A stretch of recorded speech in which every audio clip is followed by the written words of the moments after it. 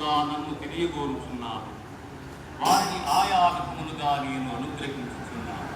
కానీ ఏ ఒక్కరి యందును అనురాగము కానీ ద్వేషము కానీ లేదు.